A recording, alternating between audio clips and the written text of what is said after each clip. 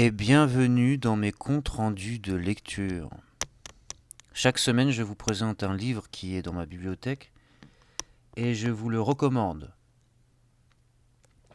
Cette semaine, c'est Salluste, la guerre de Jugurtha, publié chez les éditions Alia pour la somme tout à fait raisonnable de 10 €. Les éditions Alia sont connues pour être une maison d'édition qui s'intéresse à des ouvrages portant sur les thèmes de la révolte et, et des bouleversements et du renversement des ordres préétablis dans la société. Et vous allez voir que finalement, même si c'est pas du tout une maison d'édition spécialisée dans les humanités et dans les ouvrages des ouvrages de l'Antiquité, eh bien, que l'ouvrage de Salluste s'intègre tout à fait au thème de la révolte et des combats sociaux. Et justement, on va le comprendre en expliquant qui est Salluste et un peu la vie de Salluste. Alors Salluste, il est né en 86 avant Jésus-Christ, au 1er siècle avant Jésus-Christ, et c'est un partisan de César. C'est un partisan d'une branche politique qu'on appelait à l'époque les populares, qui a donné le mot populiste aujourd'hui, et qui combattait les anciennes hiérarchies sociales. Ce mouvement combattait les anciennes hiérarchies sociales et se reposait sur la plèbe pour faire monter ses idées. César était du parti des populares. Et Salluste, on connaît pas grand-chose de sa vie, mais on sait qu'il était proche de César et que toute sa carrière politique et les fonctions politiques qu'il a assumées, il les a assumées pour soutenir la politique de César, et il les a assumées jusqu'à l'assassinat de César, en 44 avant Jésus-Christ. Après l'assassinat de César, Salluste se retire et on ne sait plus rien de lui. Il ne retrouve pas de statut politique après l'assassinat de César. Et l'engagement de Salluste, il est particulièrement visible dans ses ouvrages d'histoire, dont 2 sont parvenus jusqu'à nous, dans leur intégralité. Le premier, c'est La guerre de Jugurtha, qui met en scène l'un des grands meneurs du Parti Populares et même le fondateur de ce parti populiste, qui est Marius. Donc c'est presque un éloge de la vie et de l'action de Marius dans cette guerre de Numidie, dans cette guerre contre Jugurtha. Et le deuxième ouvrage, c'est la conjuration de Catilina, qui, moi qui ne l'ai pas lu, mais connaissant Salluste, qui doit porter un regard bienveillant sur Catilina. Car Catilina était un partisan populiste, un partisan des populares. Donc pour l'instant, nous arrêtons sur la guerre de Jugurtha. La guerre de Jugurtha, qui met en scène Marius, comme je vous l'ai dit. Marius est très important dans la mythologie du parti populares, puisqu'il il est fondateur de ce parti, et que César, non seulement, même s'il l'a jamais connu finalement Marius quasiment, mais non seulement s'attribue l'héritage de Marius, mais il y a aussi des liens avec Marius, puisque sa première femme était la fille de Cinna, un marianiste, si on peut dire, un marianiste, un partisan de Marius très important et qui a été l'un des défenseurs de Rome contre le siège que Sylla a mené contre la ville. Et dans Plutarque, dans la vie de César de Plutarque, dans Suétone, pardon. Dans la vie de César de Suétone, Suétone prête à Sylla cette phrase quand il renonce à poursuivre César de son courroux et à le tuer donc dans les proscriptions. quand il accepte de retirer le nom de César de la liste de ceux qui doivent être tués, puisque César, à l'âge de 16 ans, est poursuivi par des assassins, stipendiés par Sylla, pour tuer tous les partisans de Marius. Eh bien, Suétone prête ce mot-là à Sylla. Je renonce à poursuivre César, mais je vous préviens, il y a dans ce César plusieurs Marius.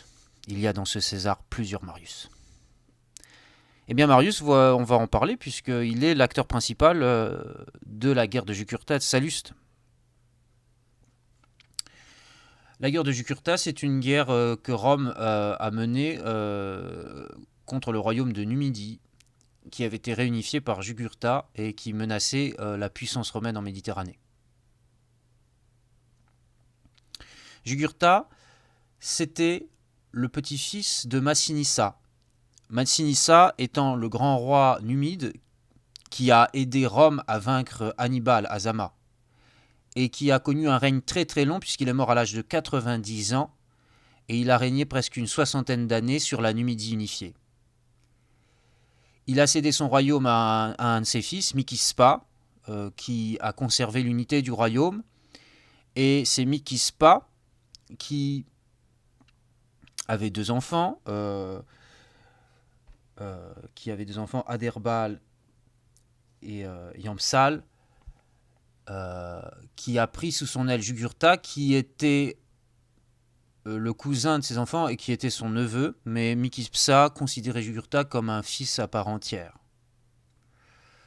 Et d'ailleurs, il est probable que Jugurtha ait rencontré dans sa jeunesse Marius durant le siège de Numance, puisque Mikipsa, en tant qu'ami du peuple romain, en tant que roi de Numidie et ami du peuple romain, la Numidie était finalement quand vous êtes ami du peuple romain, vous êtes un peu sujet. C'est un euphémisme d'être ami du peuple romain. En tout état de cause, Mikispa, en tant qu'ami du peuple romain, a envoyé un renfort militaire à destination de l'Espagne pour soutenir Rome contre les Numantins, contre les autochtones d'Espagne, lors du siège de Numance.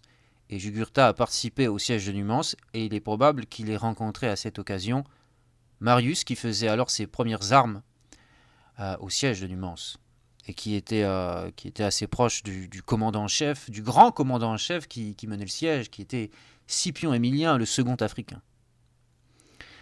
Auréolé et au sommet de sa gloire, ce Scipion Aemilianus. Plus tard, que nous dit dans la vie de Marius que Scipien Aemilianus a pris sous son épaule le jeune soldat Marius, et lui a prédit un destin glorieux et formidable. Bon, c'est classique dans l'historiographie latine, ces histoires d'oracles qui prédisent à certains hommes un destin qui finalement s'accomplit dans les faits. Donc oui, Jugurtha a certainement rencontré Marius à cette occasion, mais Marius, l'affaire qui va le révéler, eh bien, c'est cette guerre de Jugurtha, puisque Jugurtha, à la mort de Mikipsa, reçoit, grâce à l'affection de son oncle, qu'il considérait comme un de ses fils, reçoit une partie du royaume de Numidie, ce qui fait que le royaume de Numidie est divisé en trois. Mais Jugurtha, n'acceptant pas que le royaume de Numidie soit affaibli par cette division, va organiser le meurtre d'un de ses cousins, puis il va faire la guerre avec l'autre survivant, avec l'autre cousin restant, pour unifier le royaume de Numidie.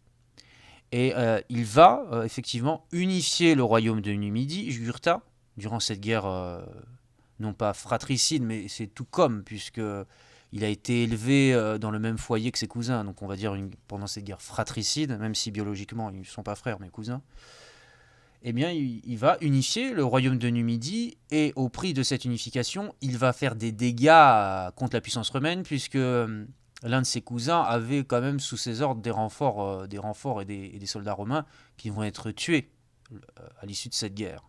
Donc déjà ça va mécontenter Rome, et deuxième chose qui va mécontenter Rome, c'est que Rome va prendre peur de Jugurtha qui déjà déclare la guerre à ses cousins sans en référer à l'autorité romaine, et qui prend des initiatives politiques assez audacieuses sans aucun compte de la vie de Rome.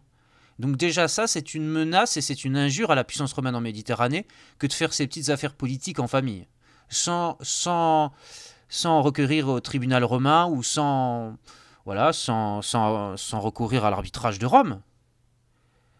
Et Rome, prenant peur de ce renforcement du royaume de Numidie et de l'indépendance politique de Jugurtha, va déclarer la guerre à Jugurtha.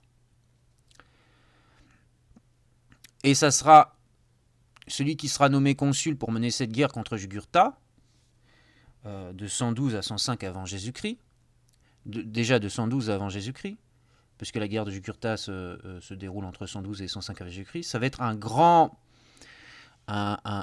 personnage de la noblesse romaine, qui est Metellus. Metellus, membre de la gens Caecilia, qui est une grande famille plébéienne, mais anoblie par les magistratures et par le fait que beaucoup de membres de la famille de Metellus ont assumé des magistratures d'importance, des consulats, des prétures, des édilités. Et à Rome, la magistrature, à partir de l'édilité, a pour vertu de vous anoblir. Vous devenez noble, même si vous êtes issu des rangs de la plèbe. Si vous assumez une magistrature à partir de l'édilité, vous rentrez dans le Sénat, et une fois que vous êtes dans le Sénat, vous êtes noble. Vous êtes noble. Et Salluste, il dénonce la noblesse, il dénonce dans son ouvrage qui est très critique envers la noblesse, et même le discours qu'il prête à Marius est très critique envers la noblesse. Il critique, et c'est assez contemporain, il critique ce système de reproduction sociale qu'on pourrait reprendre de Bourdieu, qui est mis en place par la noblesse, et qui fait que la noblesse déjà en place accapare et continue d'accaparer toutes les magistratures et tous les postes de responsabilité politique. Et Marius va créer la surprise. Pourquoi Marius va créer la surprise ? C'est parce que déjà il va connaître une ascension sociale par l'armée et par la voie de la carrière militaire, qui est quand même l'une des voies avec la magistrature royale pour connaître une ascension sociale, l'armée. Donc il va gravir les grades et il va faire preuve d'un grand courage, Marius. Et il sera l'officier, le second du légat du consul Metellus dans la guerre contre Jugurtha. Et Metellus va faire quelques erreurs dans la guerre de Jugurtha, il va subir des revers, et Marius va prendre des initiatives finalement dans cette guerre qui vont encore le rehausser aux yeux du public, aux yeux du peuple romain. Et là, il va y avoir un grand retournement de situation et qui va consacrer Marius et qui va le révéler aux yeux du monde et qui vont faire que Marius va être un des plus grands personnages de l'histoire de Rome. C'est qu'il va être nommé consul à la place et en concurrence avec le fils de Metellus. Et pourquoi c'est inédit ? Parce que Marius n'a aucun ancêtre qui a assumé une quelconque magistrature que ce soit. Il est issu d'une caste sociale basse. Il est, comme les Romains l'appellent, un homme nouveau, un homo novus. Un homme nouveau, parce qu'il n'a aucun de ses ancêtres qui a assumé de charge. Il est homme nouveau, par son seul mérite, il a accédé au consulat. Et il a cassé la logique de reproduction sociale de la noblesse déjà existante. C'est presque c'est presque une méritocratie héréditaire. On essaye de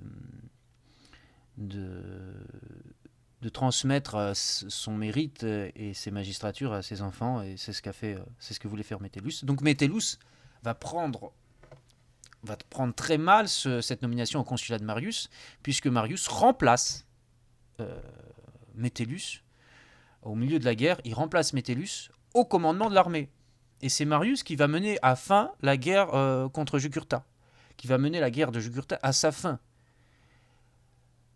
Marius a, avant d'être nommé au consulat, subi plusieurs vexations de la part de Metellus, qui qui a refusé à chaque fois de l'avancer en grade, alors qu'il le méritait, de lui donner plus de responsabilités, et qui a toujours, qui l'a, ouais, qui l'a toujours.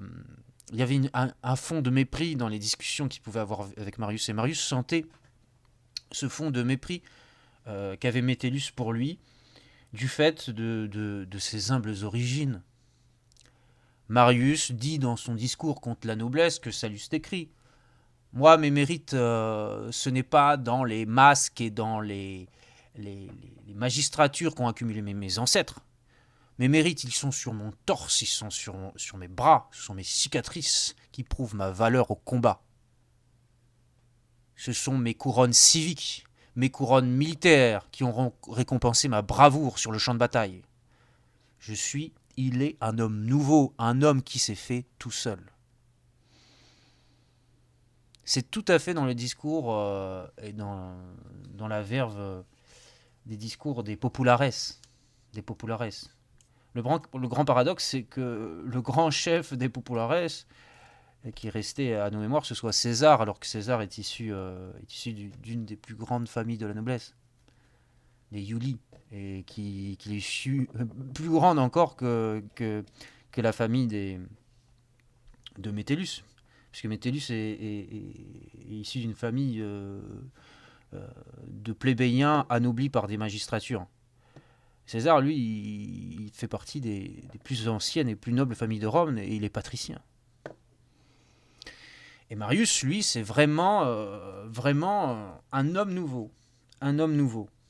Donc Marius va assumer la guerre, va la mener à bien, et va se créer une autre rivalité, puisque si Marius finit la guerre contre Jugurtha, soumet Jugurtha, celui qui négocie la paix, eh bien ça va être un de ses futurs adversaires les plus acharnés, ça va être Sylla, qui va voler la négociation de paix à Marius et qui va récolter les bénéfices et les fruits de la victoire au nez et à la barbe de Marius, qui à la toute fin est évincé du commandement de cette guerre contre Jugurtha.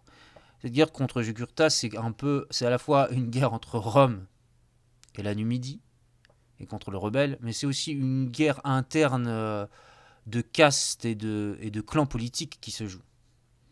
La guerre entre ce qui va devenir le clan des Populares et le clan des Optimates, le clan qu'on pourrait résumer par là, le clan des conservateurs, de la République, de la noblesse et des grandes familles.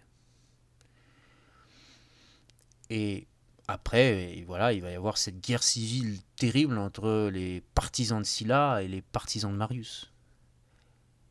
Et Sallust est un partisan de Marius. C'est pour ça que dans le contexte de la guerre civile entre Pompée et César, il va écrire un éloge de Marius. Il va écrire un éloge du modèle de César. Il va donner la primeur au mérite personnel et pas au mérite familial ou héréditaire. C'est un manifeste, la guerre contre Jugurtha, pour la méritocratie. Et la méritocratie, elle existe et personne ne peut l'abolir, cette méritocratie. Parce qu'on a toujours besoin de la compétence sur le clientélisme ou sur le pistonnage.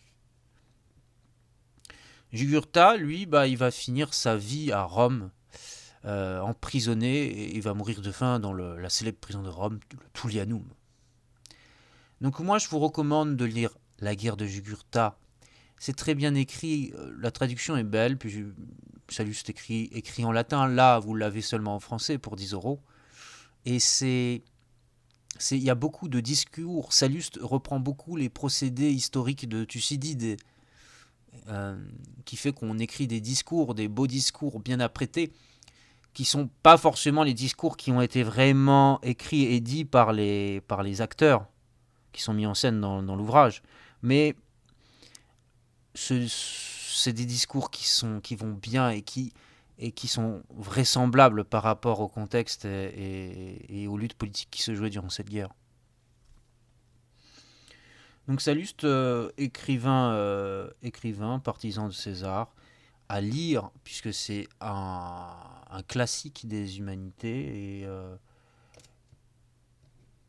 et c'est tellement actuel, c'est tellement actuel. La lutte entre ceux qui sont déjà établis, ceux qui veulent pérenniser une reproduction sociale, mais c'est leur choix, c'est leur droit de favoriser leurs enfants, leur progéniture pour créer des dynasties, et ceux qui, les hommes nouveaux, vous, tout le monde peut devenir un homme nouveau, euh, se grimper dans les rangs de la société par son propre mérite, en montrant sa compétence et sa bravoure. C'est ce qu'a fait Marius. Marius a enchaîné euh, un nombre incalculable de consulats, enfin 9 ou 8 consulats d'affilée, je ne sais plus exactement le nombre, et c'était jamais vu. Il a été l'un des plus grands consuls de Rome, et il a été un modèle pour César. Donc lisez la guerre de Jugurtha, ça vous apprendra à mieux connaître Marius, et vous pouvez lire en parallèle la vie de Marius de Plutarque pour avoir un aperçu tout à fait précis sur la question. Donc je vous invite à lire Salluste. C'est 160 pages, c'est court et c'est passionnant pour 10 euros.